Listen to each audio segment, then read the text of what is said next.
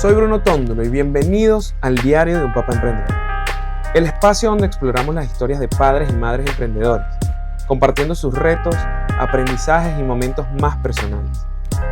Mi objetivo con este podcast es inspirar a otros padres y madres a balancear la vida familiar con el emprendimiento, aprendiendo de las experiencias de los demás. Hoy tengo el honor de conversar con Andri Osorio, un papá, emprendedor y dueño de la franquicia Dale Carnegie Training aquí en Panamá. Andri es un experto en relaciones de negocios y habilidades blandas, pero lo que realmente lo hace especial es su enfoque sobre cómo el emprendimiento y la paternidad pueden ir de la mano. En este episodio, él nos cuenta cómo cambiar nuestra mentalidad y salir de nuestra zona de confort puede transformar no solo nuestro negocio, sino también nuestra vida familiar. Nos comparte su visión de que el verdadero éxito no se mide solo en dinero, sino en el propósito que tenemos al construir un legado para nuestra familia. Y sobre todo, nos habla de cómo enseñar a nuestros hijos a ser ambiciosos, no solo en términos económicos, sino en crecer como personas. Andri también nos deja 2 lecciones poderosas sobre el emprendimiento. No enamorarse de los proyectos y la importancia de evaluar la escalabilidad. Estos consejos, junto con su historia, nos invitan a reflexionar sobre cómo queremos vivir nuestra vida, cómo equilibramos el trabajo y la familia, y cómo podemos hacer un cambio real para estar más presentes con los que amamos. Quédate con nosotros, porque esta conversación no solo va a inspirarte, sino que te va a ayudar a dar ese paso hacia un camino positivo en tu vida.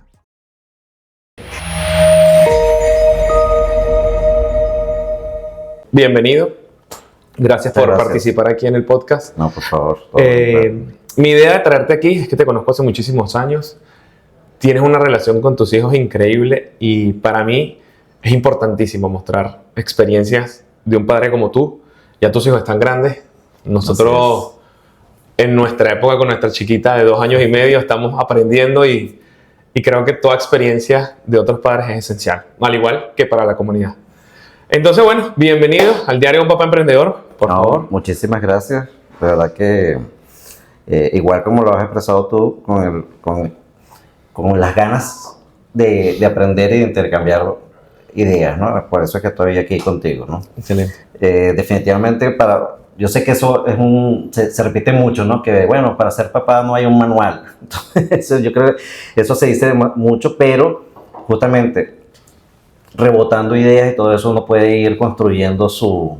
Uno va aprendiendo como de las experiencias. Exacto, eso es parte de lo que yo he estado tratando de hacer. Así es. Y ahorita que dijiste lo de Alana tiene 2 años y medio, yo te digo, si hay algo que estoy aprendiendo todos los días ahora con los míos, que uno ahorita en junio va para 20 y Sofía, que ahorita en enero cumplió 15, es justamente eso, que hay que aprovechar esos tiempos al máximo, esos y los 3 y medio y los 4 y medio, y después que no vuelven hasta los 40 y medio también, porque es que eso es lo más valioso, de verdad que es como, no hay nada que se le compare. A mí me pasa que una vez te conviertes en papá, entiendes lo que tus papás sienten por ti. Antes era como que, ay viejo, quédate quieto. Pero ahorita fue como que, ya entiendo por qué mi viejo hace... Absolutamente, sí. Tú sabes que, te cuento esto rápidamente, a mí hubo una cosa que parecía tontísima, pero ese día yo dije, wow, o sea, esto significa ser papá. Mira qué tonto esto, pero yo un día estaba en el Centro Comercial del Recreo, allá en Caracas, y venía de una reunión en Movilnet.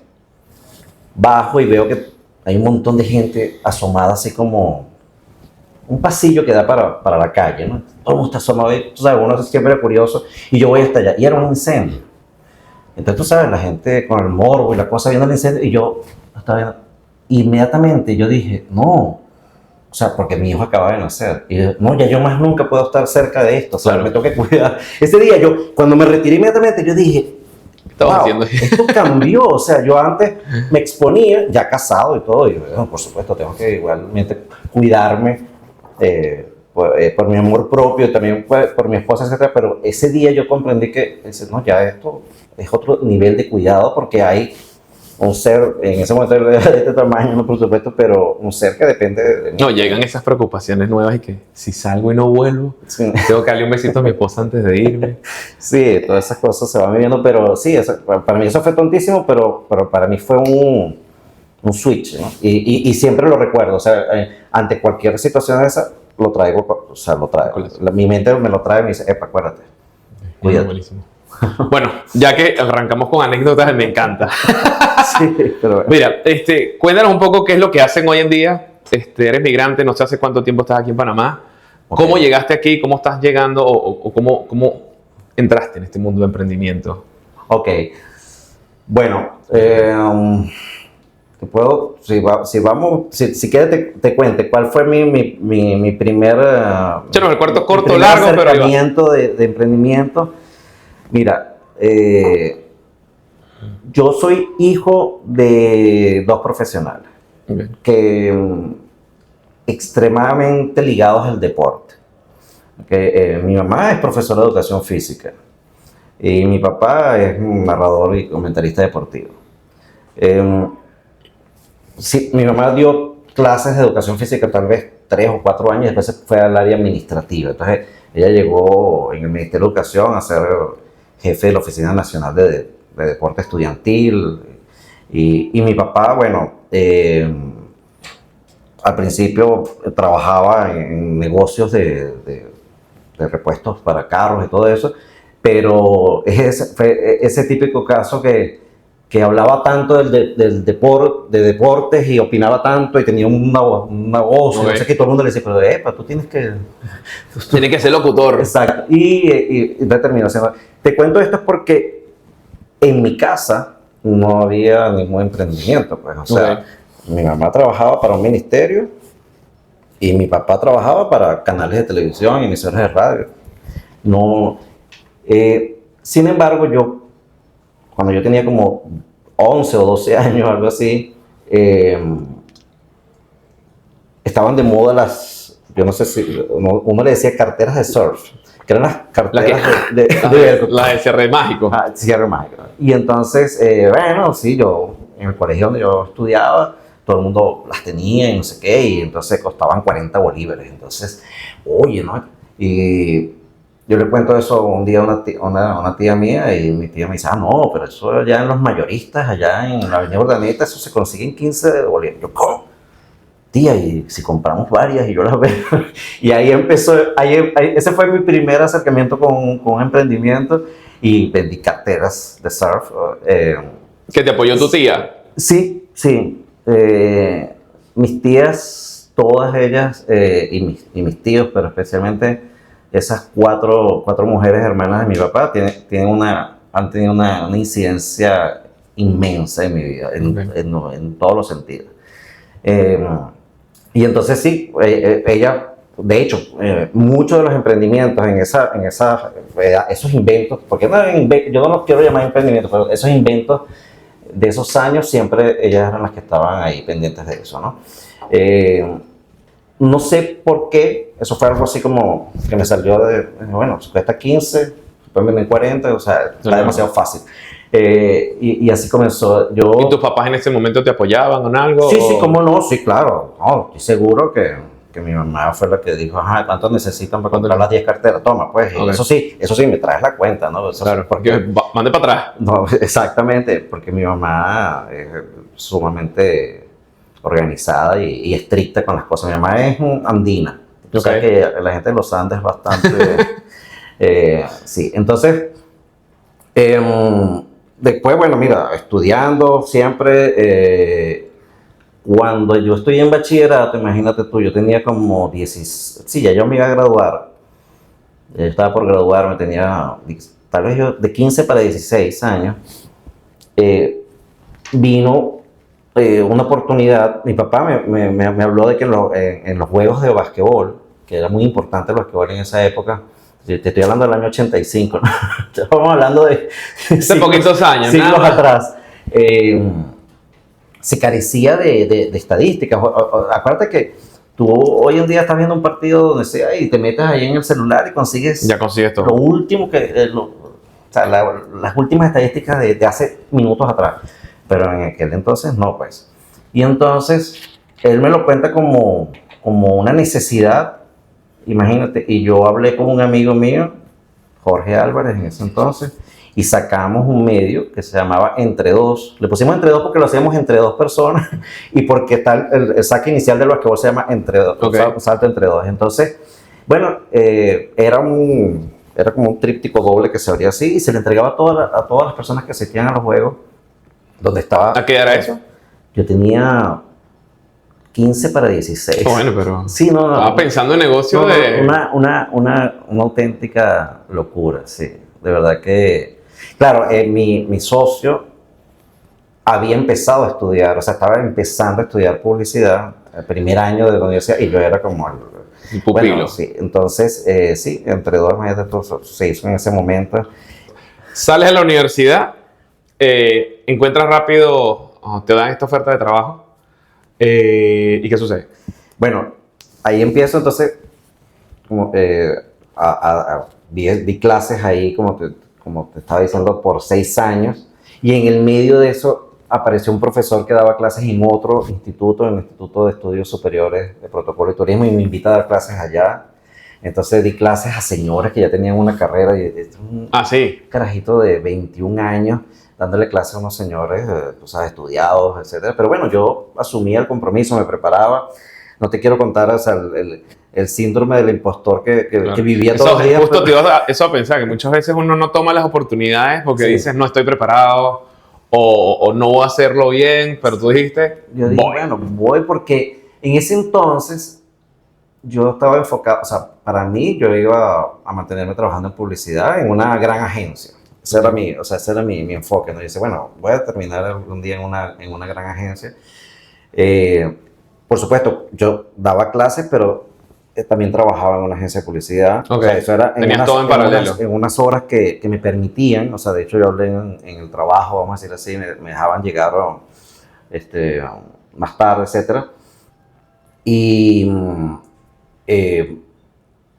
ahí, bueno, mi enfoque era, como te digo, en ese entonces yo siento que yo lo que estaba diciendo era, bueno, me voy a mantener en esto, voy a trabajar estoy armando un currículum, todo el tema de las clases y todo eso para mí era como enriquecer eso para tener un perfil atractivo, para ir a una agencia reconocida, etcétera. En ese entonces yo trabajaba en una pequeña agencia, Okay. que la conseguí literalmente en el periódico. O sea, así vi un aviso y estaban buscando ejecutivo de cuenta y me presenté y me dieron el trabajo. Era una agencia que quedaba ahí en Plaza Venezuela. Y ahí vendías, no diseñabas, era más que todo un Ahí, trabajo de venta. Sí, era ejecutivo de cuenta, sí. Okay. O sea, lo que manejaba era clientes. Y entonces, ahí sucedió algo que yo creo que volvió a encender, o tal vez ahí le encendió en serio el tema del emprendimiento. Okay. Que fue, imagínate, yo estoy trabajando ahí y me da lechina. Mira estas cosas, ¿no? A esa edad, A esa edad, sí, yo tenía... dicen que la lechina de adulto te mata. Sí, bueno. Estás vivo todavía. Yo estaba para 22, creo yo, más o menos. Y me dio una lechina fuerte. Y por supuesto me dijeron, no, váyase para su casa, ¿no? Quédese allá y quédese con su peste allá y usted vuelve acá. Cuando yo me voy para mi casa, yo tenía una computadora y cosas, o sea, novedades, ¿no? De esa época, porque no todo el mundo. Pero yo tenía una computadora y tenía algo todavía menos usual, que lo habíamos comprado por cuando yo hice la tesis para graduarme, que era una impresora láser. Okay. Y entonces, en la agencia, un compañero de trabajo que estaba allá, pues me decía, mira, Andri, ahí hay que hacer un arte, pero facilito. O sea, no se lo tenemos que mandar al estudio de arte. Tú puedes hacer eso ahí, en tu casa. Y yo lo hacía. Y hacía los artes. Venía un mensajero a buscarlo, ¿no? Porque no, olvídate correos ni nada de eso. Y empecé a hacer entonces diseño y artes finales para esa agencia y para otros 2 amigos que tenían otras agencias. Y yo dije, no, yo no vuelvo para allá. O sea, la lechina... Así mismo. Sí, yo dije, no, yo no vuelvo. Me porque quedo en mi esto casa era más haciendo- lucrativo. O sea, era muchísimo más de lo que yo podía ganar allá, mi 15 y mi 30. Okay. Y yo dije, no, yo me quedo con esto. Bueno, ahí vamos con... Montaste una pequeña imprenta, digámoslo así. Sí, era como un estudio de arte, porque es que, claro, antes tú sabes, tú tenías que entregar una cosa que se iba a publicar en el periódico, tú tenías que entregar un arte final, y entonces se iba un fotolito y de ahí eran unos negativos del periódico, una cosa bastante todo un proceso loca, de cómo ha evolucionado. Sí, nada. Entonces yo lo que hacía era un estudio de arte, pues. Cuando yo en realidad no había estudiado diseño gráfico, estudié publicidad y bueno, sí, podía ser creativo, vamos a decir así, pero no era un gran diseñador de nada, pero bueno, tampoco las cosas eran las más sofisticadas las que yo estaba haciendo. En ese momento entonces yo digo, mire señor, yo no vuelvo. La lechina me mató, chao. Sí, sí. No volví y seguí trabajando freelance, como se llamaba en ese entonces, pero yo llamaba elegantemente a matar tigre o a un camarón. Y un amigo mío me dice, estaba trabajando en otra agencia que se llama Estrés Creativos, una pequeña agencia también, y me dice que él se fue a estudiar afuera, y me dice, mira, tú, si quieres, está quedando ahí una plaza. Te recomiendo y tal. Y yo, no, es que tú sabes, estoy trabajando por mi cuenta, no sé qué. Y tal. Y dice, no, pero es que a ellos les puede interesar eso, reúnanse. Y yo me reúno con estos señores, ellos eran 3, por eso que se llamaba Estrés Creativo. Yo qué estrés, la gente está estresada. Sí, pero era un doble. Era un juego de palabras ahí. Y yo llego allá y les echo el cuento de lo que yo hago. Y los tipos me dicen, ¿y tú tienes clientes? Sí, bueno, claro, esto que yo le hago a los freelancers. No, vale, por favor, vente a trabajar con nosotros y asóciate. Entonces volvemos a la cuestión de la corredera. Yo decía, pero ¿por qué yo me estoy asociando con unos señores? Porque de verdad que ellos me llevaban 10 o 15 años. Y bueno, yo dije que sí, pues. Otra vez, sí, como no. Eso sí, mira, para que sepa, yo doy clase en la mañana, no de tal horario, en la noche doy clase en el EPSA, que es el de protocolo de turismo. Además, porque yo me reservé unos clientes. Mira, esto sí los voy a manejar yo. Y esto sí los voy a traer para la agencia, imagínate. Entonces, ahí, si bien la agencia era pequeña, la parte ejecutiva era bastante formal, entonces yo era un tipo, tú sabes, ¿no? De paltó y corbata, que atendía clientes, laboratorio farmacéutico, una empresa de sistemas en esa época, etc. Y yo empiezo a notar que esa corredera no estaba bien. Lo vi de una manera muy sencilla. Veía a mis amigos, ¿no? Yo tenía 22 años, tal vez, por ahí, y yo andaba con una corbata y un estrés, valga la redundancia, en Estrés Creativo, porque estaba asociado en una agencia donde había que pagar nómina.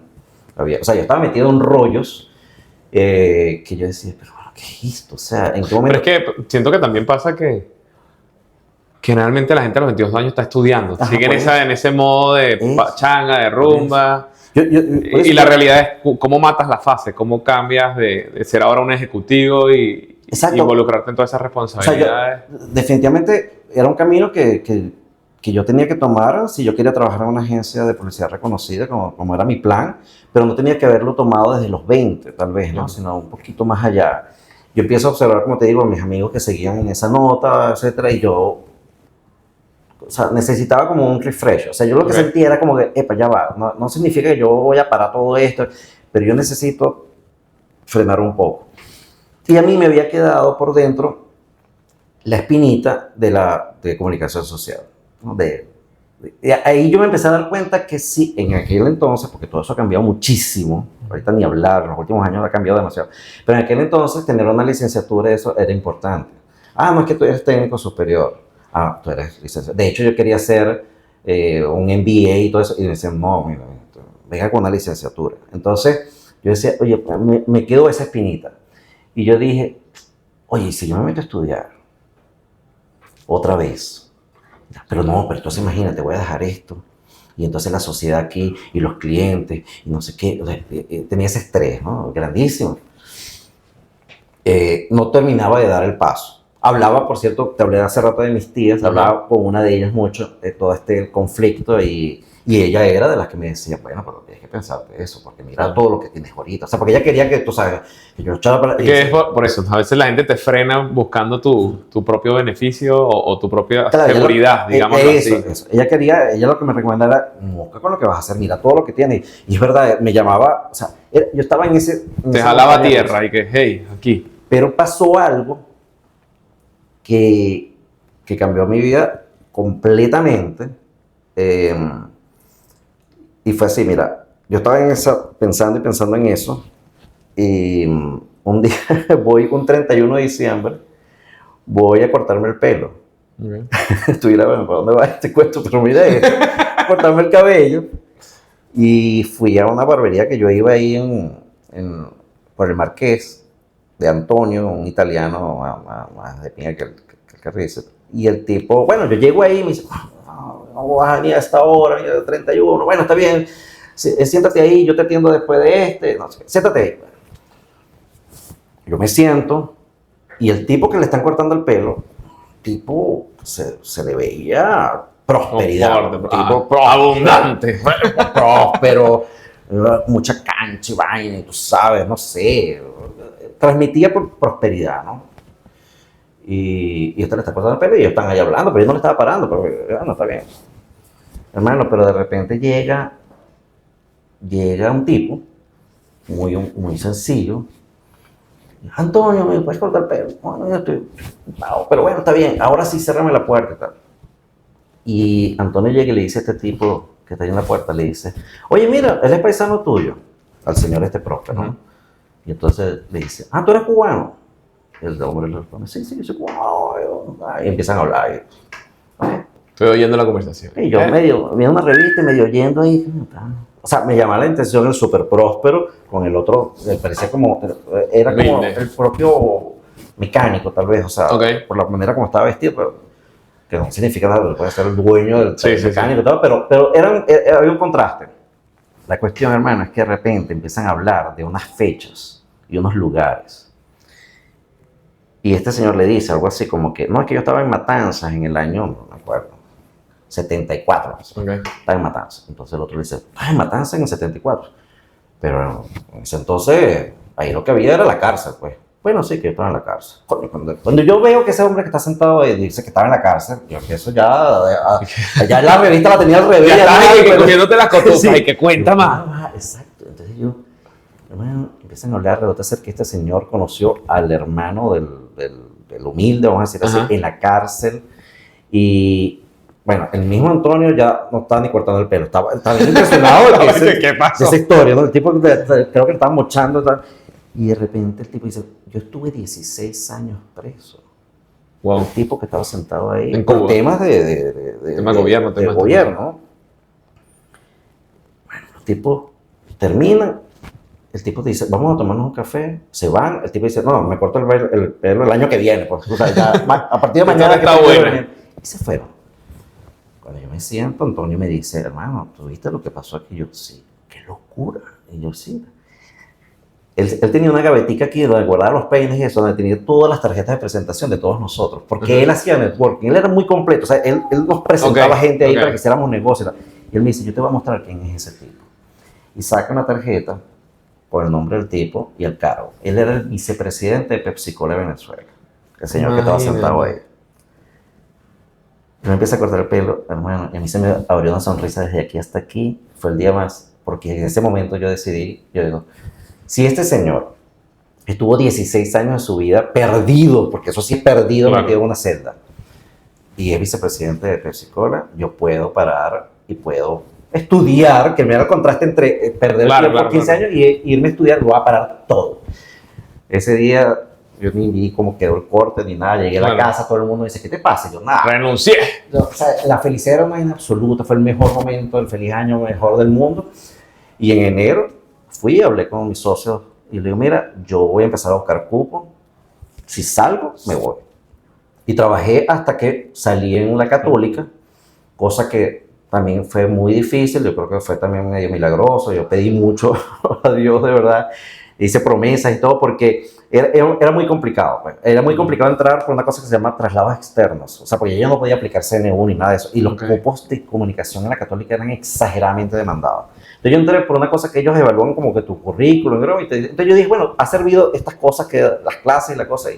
Y te digo que cambió mi vida porque, bueno, primero hice como un reseteo, ¿no? Y segundo, ahí, en ese primer año de la Católica, fue que yo conocí a Katy. Era el destino. Sí, yo no conozco a Katy, ¿verdad? Bueno, empezando, yo no estuviera aquí, en Panamá, o sea, hubiesen pasado otras cosas en mi vida. Entonces, esa pausa fue extremadamente dramática. Y que a veces el mundo como que, o las condiciones se ubican para que suceda, que tú estés justo oyendo en una peluquería esto y luego te haga un cambio de chip.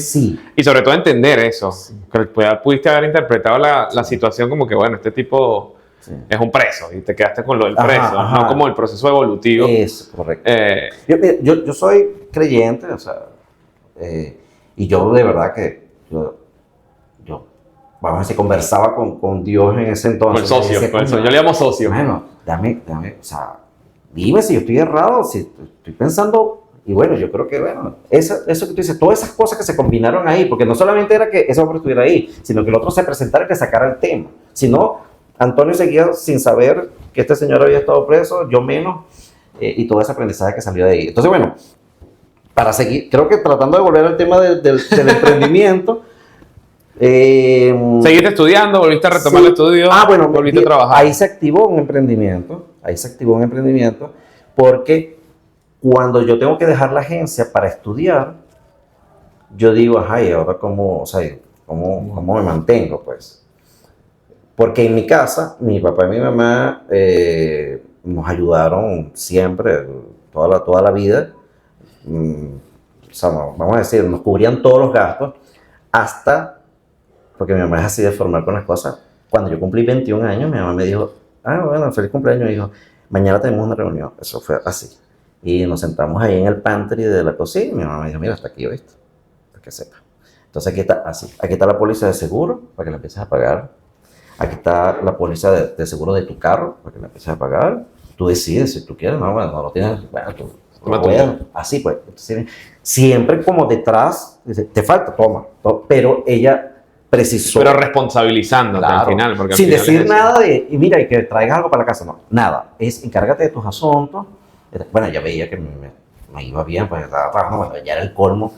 Pero claro, en el momento de estudiar, si bien mi mamá siempre me dijo, mira, cualquier cosa, inclusive yo puedo hasta pagar la universidad, no tengo ningún problema, pero... Y yo, no, tranquilo.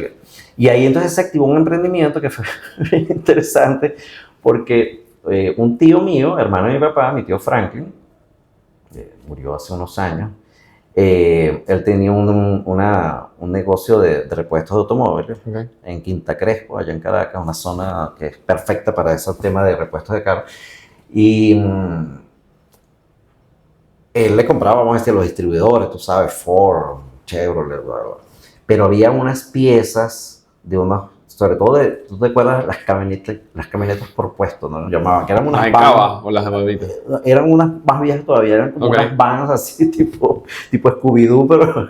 Entonces, bueno, y eso se movía mucho allá en Caracas en ese entonces y no se conseguían las piezas. Entonces él me dice, tú podrás encargarte de eso. Yo sé que eso se puede traer de Estados Unidos. Y entonces, hermano, o sea, me averigüé todo y eso era así, o sea, haciendo pedidos por fax.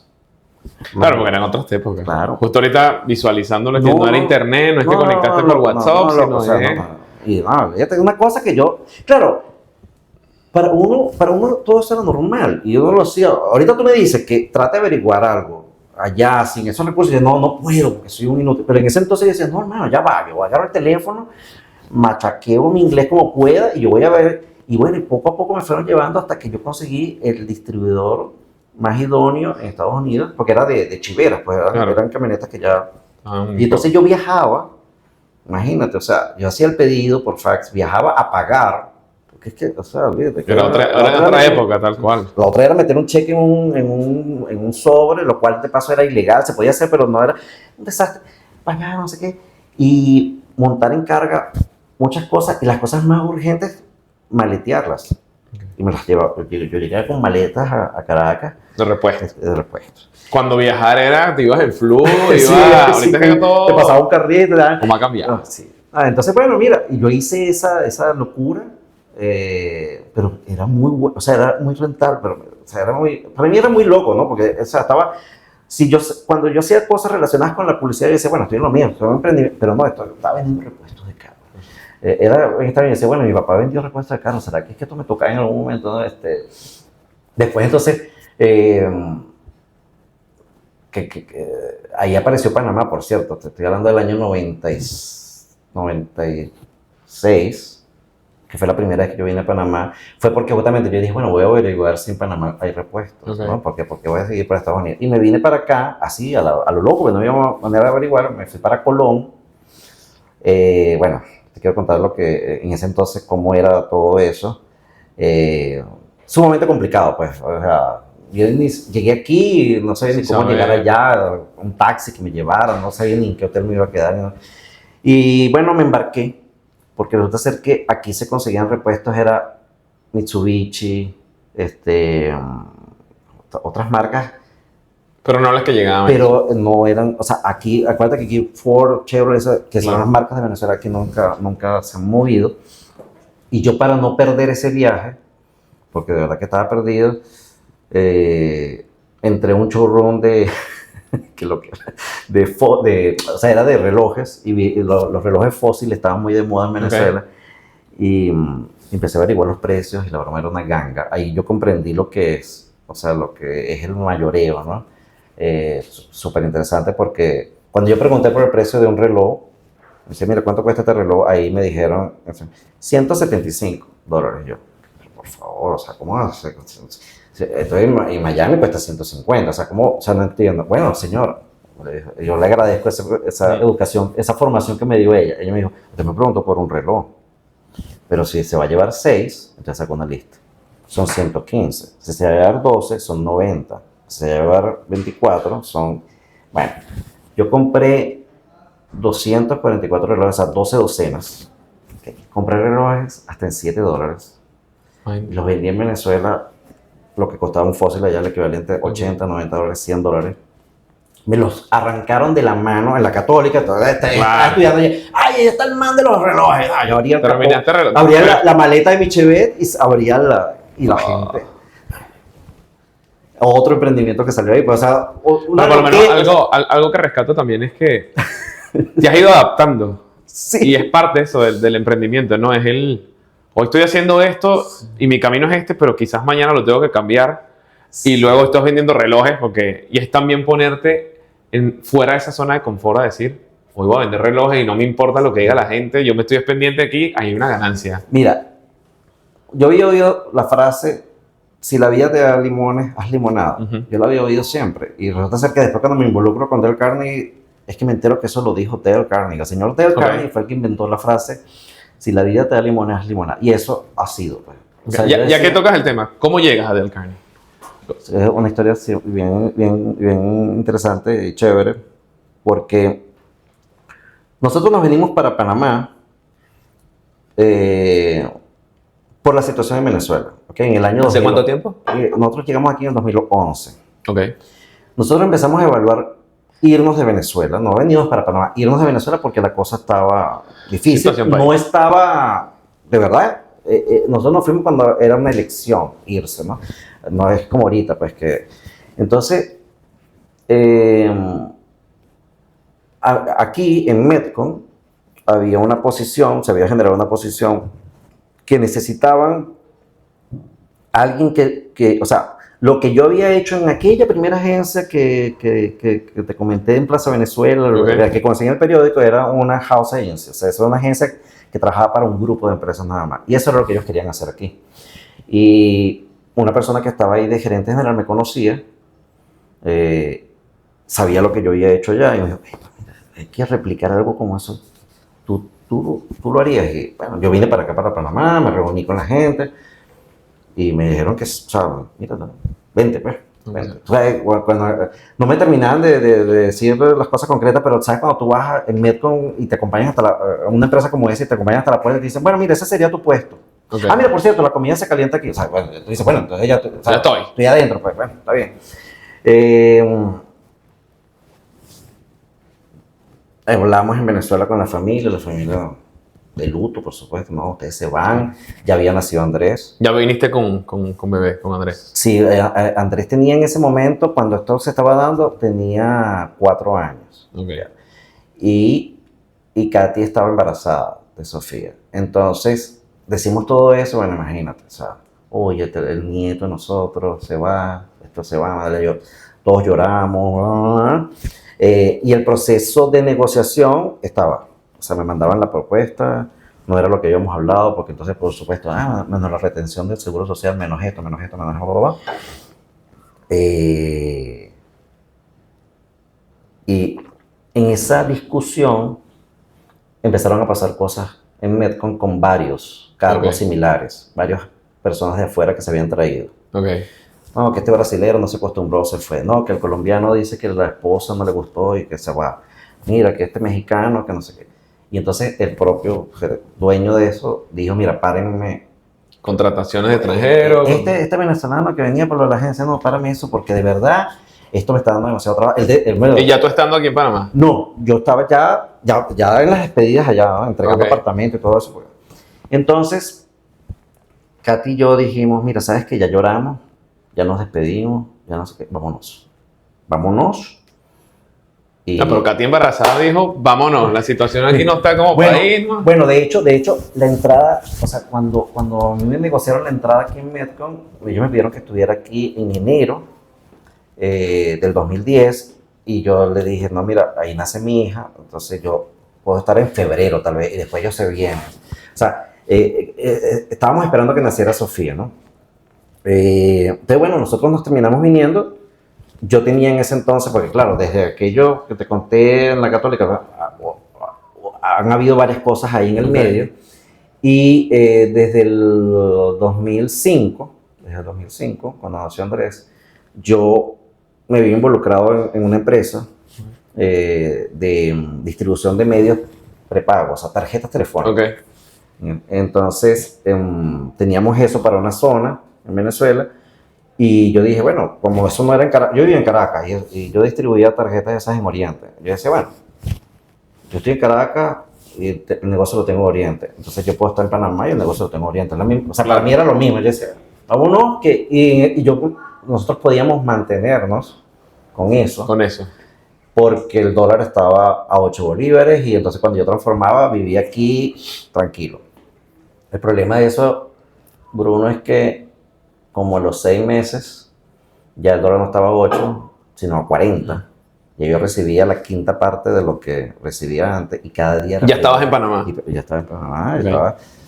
Y empezó un momento angustiante porque ya empezamos a ver colchoncitos, ese de protección que traíamos, ya va, hay que ir a... Entonces, Katy, que había trabajado con Dale Carnegie en Venezuela, cuando nosotros nos vinimos para acá, ella tocó la puerta aquí en Dale Carnegie, en ese entonces estaba en Plaza Edison, lo tenía el señor José Manuel Paredes. Ella dijo, mira, estoy aquí, estoy disponible, yo puedo dar cursos, yo soy trainer en esto, estoy certificada en esto, y el tipo dijo, perfecto, era justo lo que necesitaba ahorita, ok, empieza a dar cursos conmigo. Un respiro en ese Entonces momento. ella da cursos, bueno. Ella estaba recién parida, recién... ya Sofía tenía un año. Bueno. Tenía un año. Pasó un tiempo, Sí, porque claro, nosotros nos terminamos viniendo, como no nos vinimos directo por lo de Medcon, entonces nos aguantamos. Dejamos que Sofía tuviera por lo menos 11 meses allá. Bueno, tuviste la ventaja que tuviste. Todo eso era para el 2010 y terminamos llegando en febrero del 2011. Aquí. Entonces, bueno, Katy empezó a dar los cursos, etcétera, y un día yo, empecé aquí con unas cositas, con el periódico El Venezolano, unas cosas ahí de unas ventas de espacios publicitarios, unas cosas. Bueno, empecé a matar tigritos porque lo de las tarjetas telefónicas cada día era menos. Por el valor, la devaluación del bolívar, pues. Y un día Katy llega a la casa diciéndome, mira, oye, estoy preocupada porque este señor, el de Del Carnegie, dice que ya o sea, que él se le acaba el contrato este año.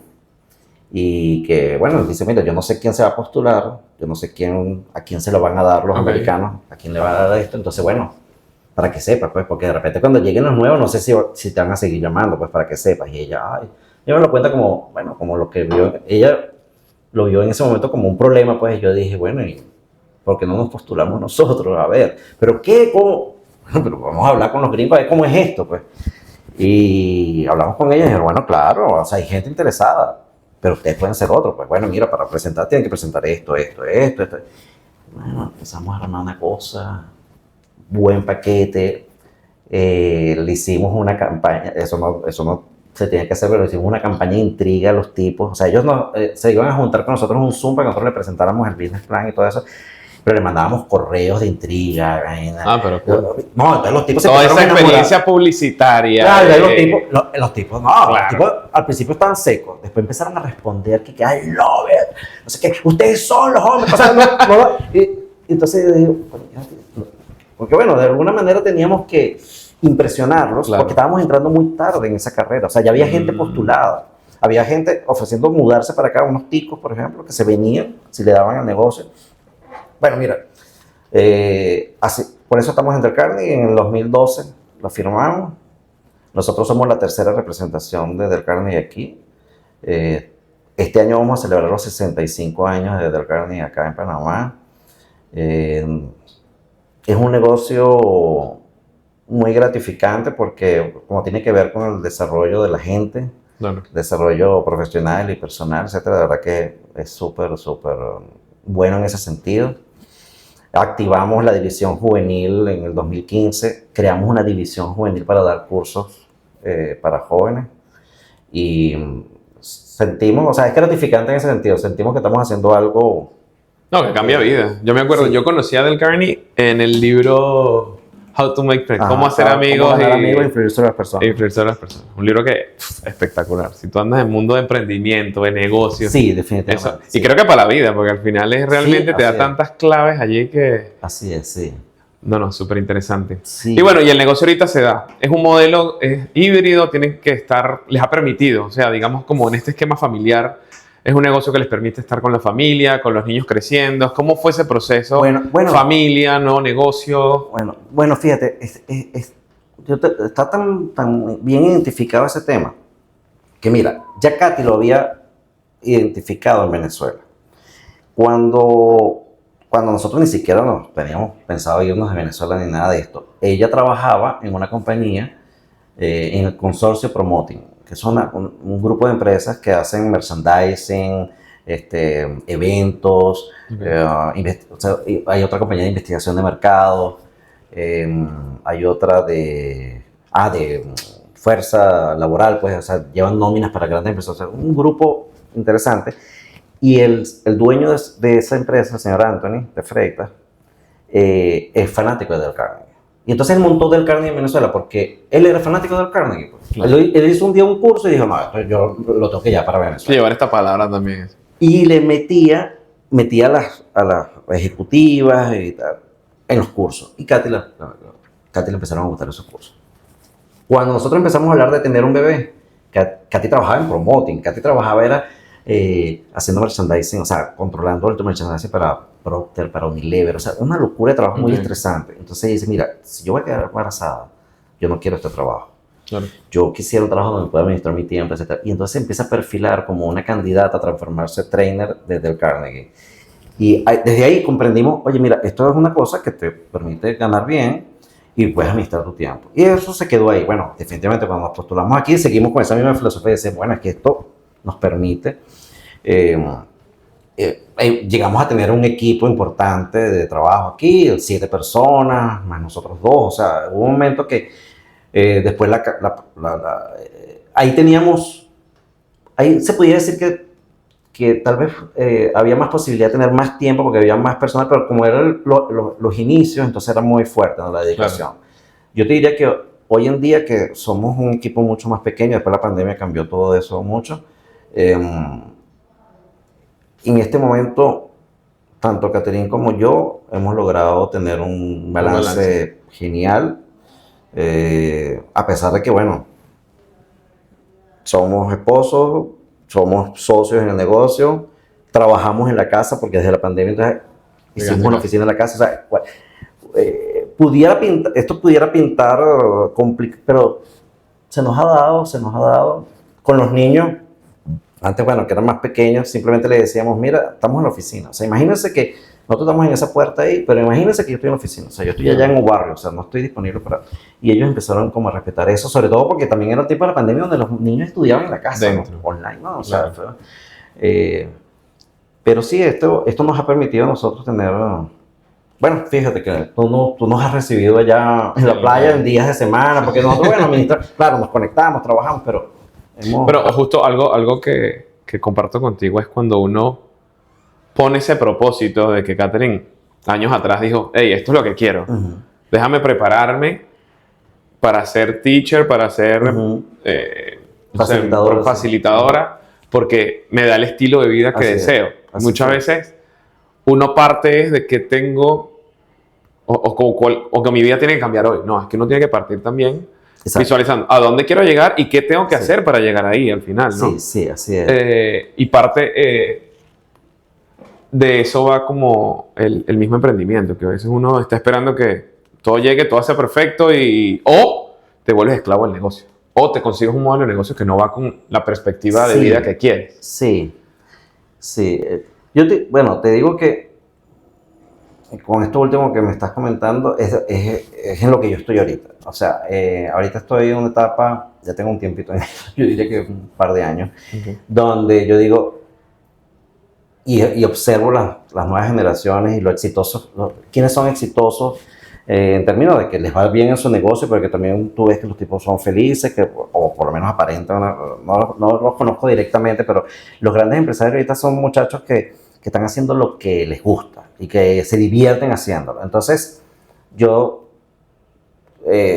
sé que si yo vuelvo a retomar el tema de publicidad, puedo lograr que me vaya bien, porque es una cosa que yo disfruto, o sea, y yo necesito volver a hacer algo así. Entonces, bueno, yo he pensado volver a esa área, pero a través de algo muy específico, que es el marketing deportivo, pues, o sea, entrar por esa área, ¿no? O sea, no trabajar en publicidad. Creo que también pasa, tú acabas de decir, hay dos cosas, el éxito y que tu capa también ya está cambiando, pero tú tienes a tus chamos grandes. Sí. Entonces, siento que yo, que estoy con mi hija pequeñita, mi propósito ahorita está con ella, trata de disfrutármela. Sí. Y a medida que vayan creciendo, que ya ellos van haciendo su vida, vuelve nuevamente ese retomo de qué es lo que yo quería, cuáles son mis planes reales con mi pareja, etcétera, ¿no? Sí. Definitivamente está cambiando. De hecho, ahorita, imagínate, nosotros estamos ya, Andrés, va para un año pronto en la universidad y ya estamos empezando a ver las universidades para Sofía, imagínate tú. O sea, ya en estos días que ella ha estado mostrándonos, mira, conseguí esto. Y digo, wow, o sea, ya estamos en esta etapa donde en 3 años Sofía termina. Tal vez Andrés esté regresando, no sé, vamos a ver qué termina haciendo de su vida. Sí. Ok, ahorita que estamos hablando de tus hijos, ya entrando un poco en ese proceso familiar, hablamos del negocio, hablamos de que, bueno, venías de una familia que a pesar de ser tradicional, te apoyó en todo ese proceso de emprendimiento que es clave. ¿Cómo tú llevas eso a la casa? ¿Cómo tú juegas con Katy en función de ser esos padres que quieres o que quisiste? ¿Cómo estás ahí presente? ¿Y cómo estuviste presente en todos estos años para que tus hijos sean lo que son hoy? ¿Qué retos tuviste, quizás? Sí, mira, yo creo que nosotros afortunadamente tenemos un equipo muy bueno. O sea, Katy y yo hemos desarrollado un equipo que para mí funciona muy bien. O sea, yo veo parejas que no han logrado conseguir esos balances, esas cosas. Nosotros hacemos un equipo para los niños. ¿Y cuál crees que es la clave de ese equipo en la pareja? Bueno, hay algo, comienza con el amor, ¿no? O sea, tienes que tener un profundo amor, un sincero y auténtico amor por tus hijos. Eso de entrada, ¿no? Y yo creo que entonces después, vamos a decir, repartir, creo que las responsabilidades se van repartiendo de acuerdo a los éxitos que cada quien va desarrollando, ¿no? Okay. De pronto, ciertos problemas o ciertos retos, ajá, que se presentaban, yo las traté de manejar, por decirte, primero con Andrés o con Sofía y no funcionó. Y entonces ahí mismo tienes que tener vamos a decir, la fortaleza de retirarte para que entonces probar la metodología de Katy. Cuando entonces vemos que eso funciona, ya... O sea, yo diría que así nos movemos nosotros en la casa. Yo veo que hay temas y situaciones que ya los dos niños saben con quién es que lo van a hablar. ¿Quién es el débil y quién es el fuerte? Sí, bueno, vamos a aprovechar las fortalezas y habilidades de cada quien. Sí, es como o sea, sin que suene, no quiero que suene agrandado como dicen los muchachos, pero de acuerdo a las capacidades, las habilidades para esto, ¿no? O sea, por ejemplo, y vuelvo con Carnegie, Catherine, bueno, está tan involucrada en Carnegie que ella, tú ves cómo ella aplica todo eso en la vida. Aplica todos los principios y tú ves cómo funciona. Pues tú dices, bueno, si funciona en la casa. Pero sí, nosotros hemos hecho un equipo de verdad que fenomenal, gracias a Dios, o sea, se nos ha dado. Creo que los niños han sabido identificar cómo manejarse con nosotros. Y el principal reto que se me ha presentado con otros emprendimientos es hacerlo solo. Donde a mí me ha costado, pues porque no tengo esa persona a quien le vas a rendir tus cuentas, ¿no? Y sobre todo rendir cuentas de decir, ok, vamos a hacer esto, pero mira, mañana Bruno tal cosa, mira, y la semana que viene, o sea, hay alguien a quien tú tienes que... Entonces, yo tengo un montón de ideas que quiero echar a andar. Yo tengo años en mi computadora, tú la abres y tú siempre vas a ver una carpetica ahí que se llama NB, New Business, y eso está lleno de subcarpetas y no sé qué, y simulaciones y cosas que yo he hecho, pero hay, o sea, lo que estoy consiguiendo como un denominador en esa cosa que no han arrancado es que la he intentado hacer solo. Entonces,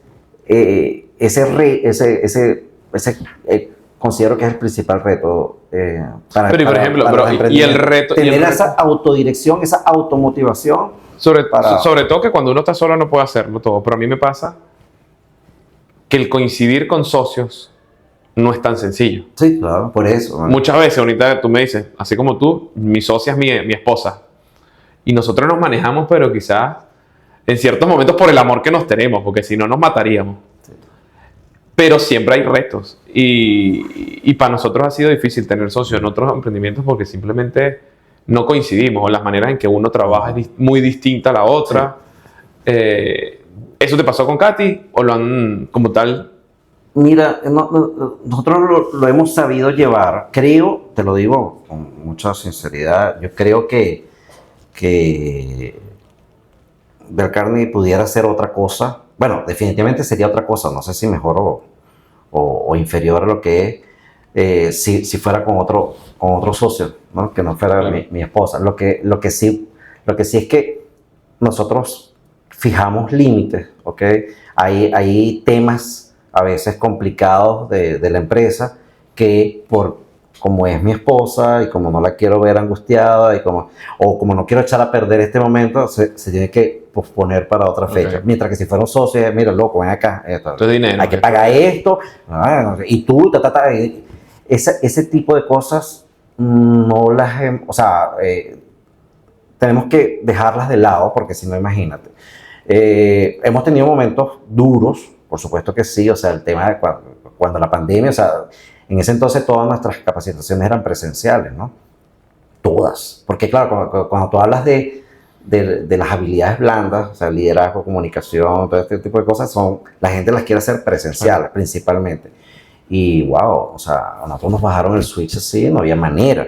no había manera, había un equipo, en ese entonces nosotros estábamos acá, pero con 2 oficinas, más el salón, y personal que yo no quería, o sea, Claro. que pasaran trabajo, ¿no? Entonces, fue un momento súper complicado, pero que, mira, no sé si es porque Katy y yo fuimos o sea, ella era mi mejor amiga, yo fui su mejor amigo por un año, ¿no? Yo sé que fue corto, o sea, todo el mundo dice, esa amiga, pero no, en realidad, o sea, hemos ido construyendo una cosa que sabemos lo que vale y que no la vamos a poner en riesgo de ninguna manera.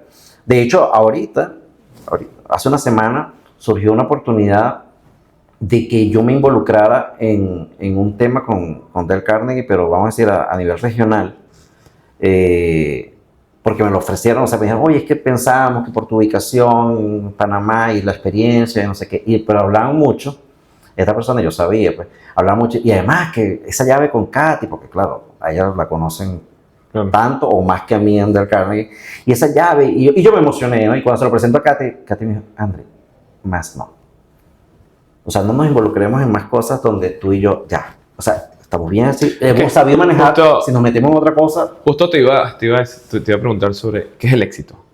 Porque pasa muchas veces que uno dice que el éxito viene relacionado a qué más tengo. Y renuncias a mucho, a tiempo con tus hijos, a tiempo contigo. Pero ¿qué es el éxito? Visualizando tal cual esto que me acabas de decir. Yo creo que es cuando tú consigues un balance. Cuando tú consigues, para mí, familiarmente, lo que más siempre me ha preocupado, y que si lo consigo, ya voy a decir, fui exitoso, es darle a mis 2 hijos la estabilidad y la seguridad de que ellos estén a salvo. Okay. De que ellos se puedan proyectar, de que estén tranquilos para enfrentar todo lo que le viene por delante. Entonces, esa es lo principal. Pero entonces, al mismo tiempo, tú dices, estoy concentrado en darte esto, pero ¿para qué te lo quiero dar? Para que seas feliz. Y parece ser que si yo te deposito ahí 30 minutos de mi tiempo, tu felicidad sube y sube y sube y sube. En cambio, le meto más plata a esa cuenta y la felicidad se mantiene ahí porque eso no es lo que tú estás, en este momento no es lo que tú estás requiriendo. Yo estoy asegurándote eso para tu futuro, pero tú en este momento lo que quieres es compartir. Entonces, ese balance, yo considero que nosotros lo hemos logrado, vamos encaminados en eso. Y sí, yo creo que verlos a ellos tranquilos, fíjate que no te estoy hablando ni de temas económicos, sino tranquilos, estables. Y de hecho, la decisión de salir de Venezuela fue eso. Yo simplemente quería darle a ellos un entorno donde ellos se sintieran proceso emocional, proyectados. O sea, y no una cosa de una inestabilidad y un qué vendrá y eso, ¿no? Entonces, aquí ellos son más venezolanos que la arepa, Okay. aman Venezuela, se lo llevan por dentro como una cosa, y eso que Sofía se vino con un año. Pero al mismo tiempo, Panamá para ellos es, o sea, Andrés, ahorita que está estudiando en Estados Unidos, o sea, cuenta los segundos para venir a Panamá, o sea, él dice, no, ¿Dónde crecían? él se siente aquí como pez en el agua, están todos sus amigos, etc. Entonces, sí, mira, para mí es eso,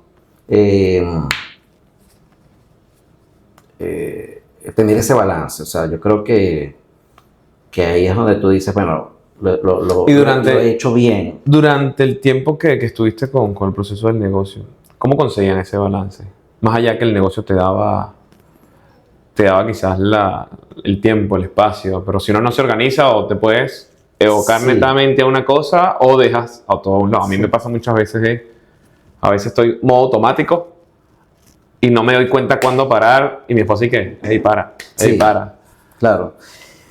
Mira, cuando nosotros nos vinimos, de verdad que a mí me tocó, sí, yo creo que eso fue desgastante, pero bueno, yo lo hice con todo el gusto del mundo. A mí, de verdad que yo me sentía como el actor de La vida es bella, ¿no? Uh-huh. O sea, haciendo maravillas para que todo, o sea, para que los 2 niños, o sea, porque yo decía, bueno, le quité, porque yo sentía esa carga, pues, le quité los abuelos, todo el entorno, los tíos, o sea, ellos están aquí solitos. Entonces yo hacía, tú sabes, ¿no? De verdad que me sentía como eso, como... Y después entonces, porque como te conté, dependíamos del negocio de las tarjetas, y cada día era menos, la angustia era muy grande. Y después entonces aparece la oportunidad de Carnegie, que dijimos, ok, pero no sabemos cómo va a ser esto. Y hubo mucha dedicación de tiempo a ese proyecto, por supuesto. En ese entonces nosotros estábamos, sinceramente, muy bien acompañados aquí de amigos que hicimos, que los llamamos tanto a ellos, a nosotros a ese grupo. Era nuestra familia panameña, decíamos nosotros, ¿no? Por razones que a veces no se pueden entender, nos hemos distanciado mucho, pero en ese entonces había mucha unión en eso. Entonces, durante ese proceso, nuestros hijos siempre estaban rodeados de esos tíos y esas cosas, porque en realidad, para mí, esa era mi principal... yo respiré un día cuando un día oigo a Katy hablando con alguien, ahorita sinceramente no puedo ni recordar, y le decía lo bien que ella se sentía aquí y todo eso. Entonces decía, está bien, entonces no importa. Yo sí, yo al principio no me sentía tan cómodo, nada cómodo al principio, pero decía, no importa, o sea, si ella se está sintiendo bien, y eso se lo transmite a los niños, porque los niños,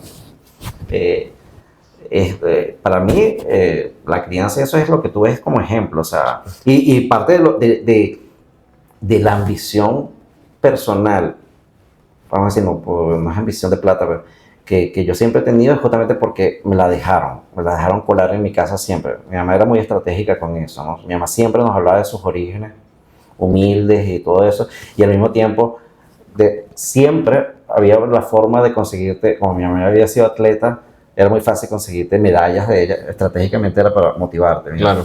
Mira, diplomas, bueno, mi mamá estudió muchas cosas, ¿no? Todo el tiempo retándote en eso, ¿no? Entonces, yo creo muchísimo en eso. O sea, Andrés, por ejemplo, el varón, que ha resultado una máquina. O sea, yo ni siquiera lo catalogo de emprendedor. Él es una máquina permanente de generar cosas. Yo creo que es por eso, porque vio eso, vio, o sea, que bueno, que hay que mantenerse todo el tiempo buscando, pues. Claro. A mí me gustaría a veces... O sea, yo se lo he repetido mucho, acuérdate, él conoce perfecto el cuento del stop que yo me tuve que tirar y todo eso, y dice, mira, acuérdate que no vale o sea, no estés corriendo, porque mira, vas a poder hacer lo mismo que yo hice, tal vez un día parar, pero lo puedes ir haciendo con más calma todo, ¿no? Pero sí, son cosas que los niños al final van asumiendo lo que tú les estás mostrando con el ejemplo, ¿no? Y es una cosa que todos tenemos que entender, y a veces... los ejemplos que creemos, hay padres que creen que le están dando un buen ejemplo a su hijo, tú sabes, no, es que yo trabajo de sol a sol, yo nunca me tomo un día de vacaciones porque es que, o sea, yo tengo que crecer en esta empresa, yo tengo que conseguir, yo tengo que ser un proveedor, etcétera, y es como dicen, o sea, la única persona que va a recordar que tú trabajaste horas extras, que nunca tomaste vacaciones, no son los dueños de la empresa, van a ser tus hijos. Los únicos que van a recordar eso son tus hijos. En la empresa se van a olvidar de todo eso, un día te van a decir chao. Y tal cual, es como que cuando tú vives repitiendo eso en casa, eso es lo que tus hijos oyen, es lo que repiten para ellos mismos en el futuro. Claro, como que si yo vi a mi papá que el trabajo hay que estar todos los días y no puedes estar en casa y eso es lo que van a dejar emular en un futuro, tal cual. Sí. Súper. Del Carnegie, ¿cómo ha cambiado la vida del entorno familiar? Entendiendo esos pasos duros, entendiendo que es un mentor que uno dice, wow, todo lo que uno puede aprender de este hombre, ¿cómo lo llevan a la casa? Me dijiste, es que Katy tiene dedo aquí en la cabeza y todo lo lleva a la casa en función de comunicación, de entendimiento. ¿Cómo ha sido ese cambio también para ti? Porque al final, cuando uno parte, uno como dice, cuando empiezas a trabajar en tu mentalidad, en tu crecimiento personal, muchas veces la pareja no entiende. Quizás Katy en algún momento decía, bueno, pero empieza a hacer esto y te impulsaba, pero tú dijiste un día, vamos a probar. Y al final también cómo se lo hacen ver a los hijos de que esta es la vida. Sí. Mira, bueno, ellos se han involucrado, a mí eso me encanta, ¿no? como nosotros tenemos la unidad juvenil, ellos han tomado los cursos, ellos conocen perfectamente de qué se trata esto. Okay. ¿Los involucraron como tal en el negocio de vengan, atiendan esto o todavía? Andrés, tal vez por la edad, tal vez. Sofía en cualquier momento pudiera... en nuestros cursos hay una figura que se llama asistente graduado, que es cuando tú haces un curso y ya tú estás graduado de ese curso, si tú quieres puedes asistir a un facilitador en un próximo grupo. Okay. Entonces, por ejemplo, Andrés lo ha hecho en juveniles. Sofía está ahí anotada para que lo haga en un momento, porque sí queremos que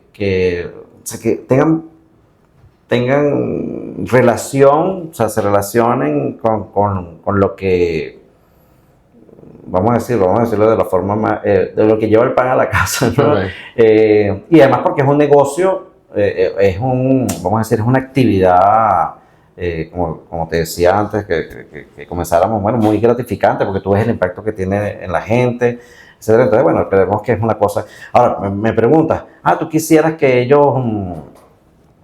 hay muchos del carne en la región, te digo, mira, Honduras, Costa Rica, Argentina,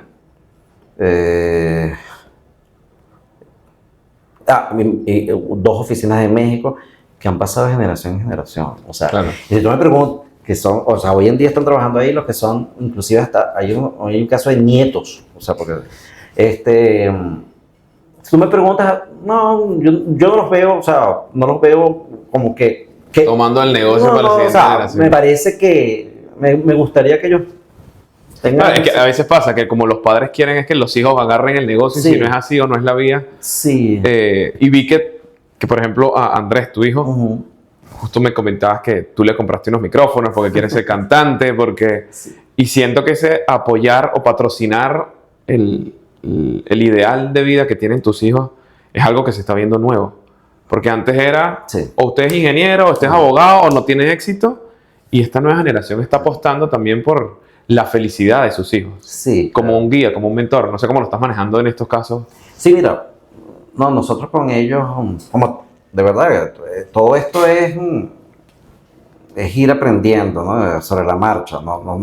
Aquí tú no puedes decir esto es ensayo y error porque tú no te puedes equivocar. Vamos a decir, no hay tiempo. O sea, una equivocación con la crianza de un hijo es un daño importante, ¿no? Pero uno va aprendiendo y yo te digo, nosotros en la actualidad, yo diría que tenemos con ellos una amplitud absoluta de lo que ellos quieren hacer, porque bueno, o sea, por ejemplo, Andrés con el fútbol, bueno, él está becado es por el fútbol, y yo se lo he dicho, y él lo sabe, dice, mira, si surgiera una oportunidad para jugar fútbol, allá en los Estados Unidos, tú no importa, o sea, tú dejas los estudios ahorita y después los tomas, o sea, yo apoyo. La decisión es tuya, digámoslo así. Y no estamos hablando que va a jugar MLS y va a ser rico. No, pero si hay una oportunidad, ya todo esto, tú sabes que ya todo es, bueno, el más chiquito es nacional, ¿no? Entonces, con eso, y además que bueno, por la experiencia que yo he tenido, que no vale la pena ese apuro, él es como muy siempre ha sido muy del deporte. Ahora se metió con el tema musical también, como ahorita, tú sabes, se ha democratizado la música, bueno, muy bien, lo está haciendo increíble, está trabajando como un loco con eso, y Sofía siempre ha sido más del medio como artístico, o sea, ella siempre ha hecho teatro, etcétera, y ella, de hecho, ahora, que ella en este momento quiere estudiar producción audiovisual, o sea, ella quiere estudiar cine, o sea, nosotros, es más, si tú me preguntas a mí, yo siempre le he dicho, a mí me encantaría que tú fueras un artista plástico, o sea, ella es tremenda con las artes plásticas. Y sabemos lo complicado que puede ser esto, o sea, imagínate tú, pero es que, bueno, yo estoy para apoyarlos en su... Y enseñarles que nada es para siempre, porque eso son cosas que yo he aprendido, mira, con esta cuestión de emigrar y todo eso, yo he aprendido que, mira, nada es para siempre, o sea, hay gente que me pregunta, y mire, y si la cosa se acomodara aquí, tú vuelves, y yo le digo, acuérdate que cuando yo me fui a Venezuela, yo dije, ya yo vengo, o sea, es que yo no ando diciendo esas pasiones, que yo tengo amigos que que emigraron y dijeron, no, ya yo quemé ese pasaporte, yo me quedo aquí. No, mano, estás loco. No O sea, la vida cambia Pues mucho, entonces, ¿para qué hacer unos planes, unas cosas? No, mira, vamos observando, y que disfruten el camino, ¿no? Que es lo más importante, y entender que tú lo que estás haciendo, meterle eso en la cabeza a los muchachos hoy en día, que tú lo que estás haciendo es para ti, para más nadie, o sea, a ti no te importa. Mira, que te llamen loco si quieres, que te llamen soñador, o sea, es mucho mejor que te llamen pendejo. Mira, el tema es que le ha chantado, él se quedó con eso ideas en su cabeza, nunca le ha dicho, no, mira, para adelante. Eso sí, disfrutando el camino, sin estrés, porque si no, imagínate. En estos días, hace un tiempo estaba hablando con un amigo, y estábamos hablando de cómo sembrar, él porque él ha sentido ese reto con sus hijas. Él dice, bueno, es que yo quisiera que fueran más ambiciosas, dice, pero no quiero que se me vaya la mano. Y es verdad, o sea, tú tienes que meter esa píldora, y no estamos hablando de ambición dinero, ambición desarrollo, involucrarte, proyectarte, etcétera. Tener esa semillita es importante, pero hay que saberla manejar, porque ahorita estamos en un medio donde todo es dinero, ¿no? Ahorita se habla de los deportistas por lo que le pagan, se habla de los cantantes por lo que... Sí, todo eso es lo que se vende en todo, cómo relacionan un poco todo eso. Pero bueno, justo esa semillita, ¿y en qué para esa conversación? ¿Cómo dejas la semillita? Sí. No, bueno, mira, yo creo que ese día estábamos resumiendo eso, y creo que lo resumimos como en 4 cosas, ¿no? O sea, una, el ejemplo. O sea, tú tienes que... Lo otro es que tú tienes que reconocer cada avance, cada paso, por más pequeño que sea.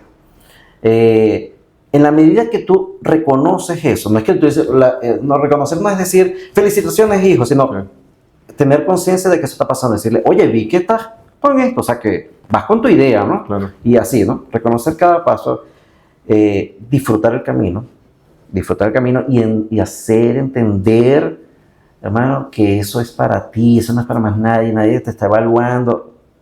Que opinen lo que opinen, usted con su idea. Y lo último que hablamos es de la milla extra, ¿no? O sea, si hay algo que nosotros hemos fomentado en la casa y que vemos que lo hacen, es eso, la milla extra. Nosotros, mira, papá, me mandaron en el colegio, me dijeron que tenía que llevar esto así y presentarlo como si fuera un folleto. Ah, bueno, hija, está bien. ¿Qué otra cosa le vas a hacer? Ah, bueno, ¿y qué otra cosa? No, pero vamos a hacer. ¿Cómo te vas a diferenciar? Ok, oye, buena idea. Sobre todo porque en el mundo del emprendimiento, yo no estoy diciendo que ellos tienen que hacerlo, pero siempre vas a tener que darlo. O sea, siempre estamos hablando no de millas extras, estamos hablando de millones de millas extras permanentemente. Entonces, si tú lo estás haciendo en la parte escolar, después en la parte universitaria, cuando entras a trabajarle a alguien en tu etapa laboral, profesional, estás dando una milla extra cuando el emprendimiento va a ser mucho menos duro, ¿no? Entonces, con esos componentes nosotros decíamos, bueno, mira, tú tratas de eso, de ejemplo, reconocer sus avances, disfrutar el camino. Y el tema de la milla extra, tú dices, bueno, ahí en esa ecuación la persona tiene que decir, bueno, mi ambición, o sea, lo que yo estoy esperando de mí, lo que yo espero para un futuro, tiene que irse cumpliendo con esto, ¿no? Entonces, si tú vas sembrando esas cosas, esas coordenadas, yo creo que la persona puede terminar concluyendo cuál es su nivel de ambición, porque también, bueno, también cuando tú te enfrentas a las cosas, tú dices, bueno, esto va a ser un trabajón, esto va a ser, bueno, eso cuadra con tus planes, estás a sentir cómodo. Tal cual. Excelente. Ok, ya vamos a ir medio terminando.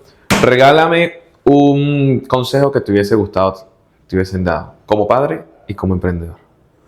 Ok. Mira, yo los mejores consejos, yo siempre, o sea, a mí me encantan los viejos, ¿no? Me encanta, tú te sientas a hablar con un viejo y eso te deja aprovecharlo porque es una mata de sabiduría que hay ahí. Sin embargo, los consejos que más me han llegado a mí directo siempre me han dado gente más joven que yo. ¿Ah, sí? Y eso me encanta, porque yo digo, es que este man está, o sea, como él está todavía explorando cosas, entonces, si ya llegó a esta conclusión y se atreve a aconsejarlo, porque un amigo mío que es más joven que yo, no es que sea mucho más joven, pero es más joven que yo. Recientemente, no fue hace mucho, me dio un consejo que a mí me cambió y que lo estoy practicando desde ese momento. Y es tan tonto como escuchar. O sea, me dice, por ejemplo, entonces tu hijo viene ahorita, porque ahorita vas a hacer, bueno, me imagino que te vas a sentar a escuchar. Y es verdad. Uno lo primero, Alana ahorita hablará poquito, pero después es escuchar. Bueno, de hecho, ya ustedes la están escuchando, Claro. la están escuchando con lo que ella la hace feliz, con lo que la entristece, lo que sea. Porque tú tienes, en este mundo, tú tienes que saber lo que está en su cabeza y lo que está viviendo, escuchar, y ahí vuelvo con el tema del equipo. Hay cosas que yo no me siento incapaz de resolver, entonces, Katy, yo creo que es bueno que hablemos, que hagas algo al respecto de esto para que le llegue este mensaje. Ese consejo, mira, parece mentira, es algo tan tonto, pero de verdad. Escuchar con intención, digámoslo así, porque a veces escuchamos, pero... Sí, exacto, ¿no? Y quieres rematar la cosa porque tú quieres pasar a la acción, ¿no? Pero vamos a hacer algo entretenido. Espérate, el tipo te está regalando sus cosas, sus inquietudes, oye. Eso de verdad que a mí es algo que me atrevería a aconsejar ahorita a todo el mundo con sus hijos. Y a nivel de emprendimiento o de negocios, hay algo que he aprendido y es que es tan importante, pero tan importante, estudiar tu mercado, ¿no? Muchas veces tú tienes un proyecto y te enamoras de él y tú dices, no, es que esto va, porque es que, además que es lógico, la gente lo quiere, no sé qué. Bueno, pero ya va, está bien, pero deja la pasión un momentico y echa números. Siéntate ahí con Excel y estudia la cosa. A mí, mira, cuando yo me vine para acá, la persona que me había abierto la puerta con lo de Medcon y todo eso, cuando yo me vine, me dijo, bueno, está bien, no vas a estar aquí con nosotros y todo eso, pero bueno, yo me imagino que tú que estás en negocios allá en Caracas, esa es la idea tuya, vas a montar negocios, no sé qué. Entonces yo, bueno, sí, tú sabes que esto, y tenía el otro, y no sé qué. De hecho, lo de la Casa del Terror, y me contactó con la gente de Magic Dreams, y el tipo me dijo, mira, sí se puede, pero hay que ver. Y él me dijo, yo te voy a regalar, mira qué interesante, me dice, yo te voy a regalar una palabra que yo la aprendí a los golpes, y yo no quiero que te... Y Andri, eso se llama escala. Escala, Andri. Ok, te explico. Así, él se fue directo. ¿Cuántos cafés vendías tú ahí en Paris Croissant diario? Ahí en la Candelaria, donde tú estabas. Una locura. El promedio de nosotros era 500 cafés diarios. Ok, 500.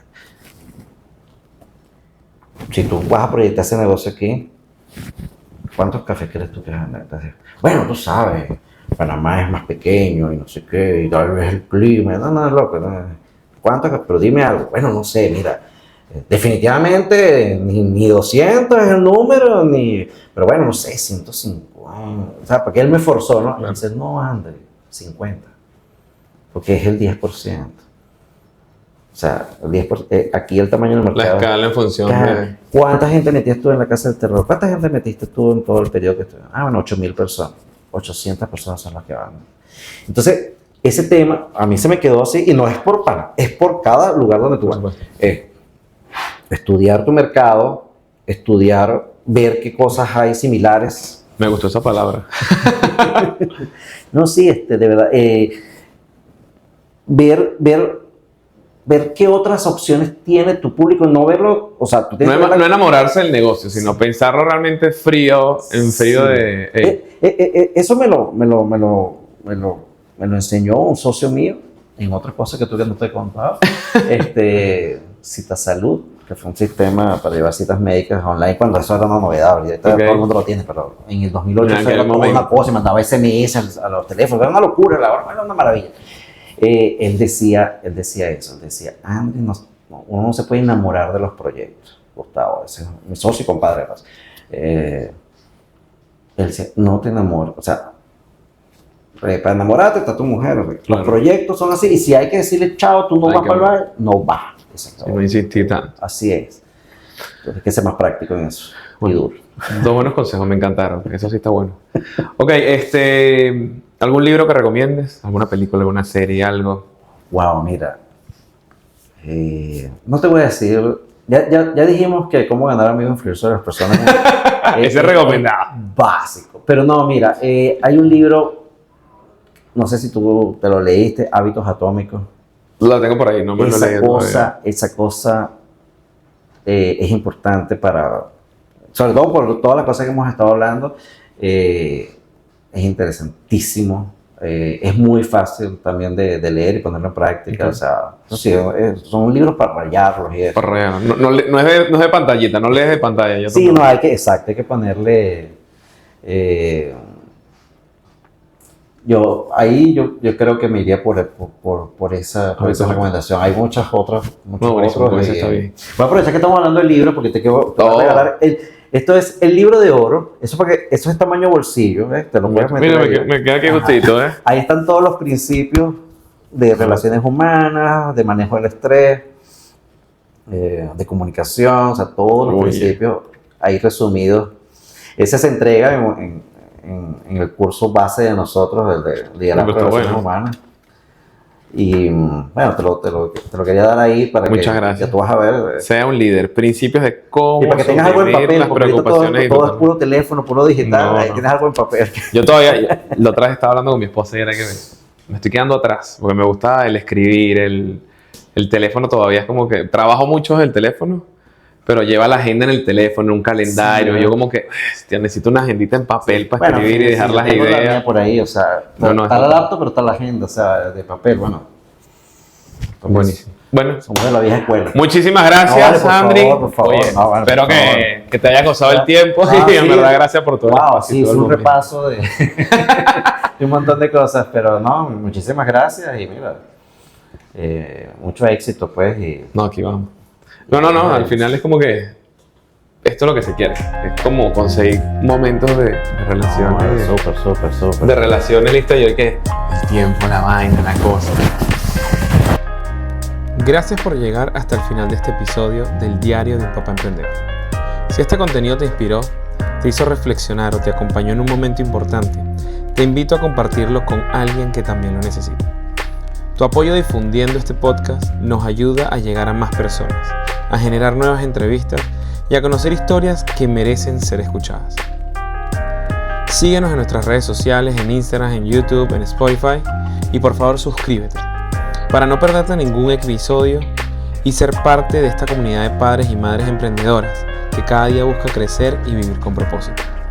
Gracias por ser parte de esto y nos escuchamos en el próximo episodio.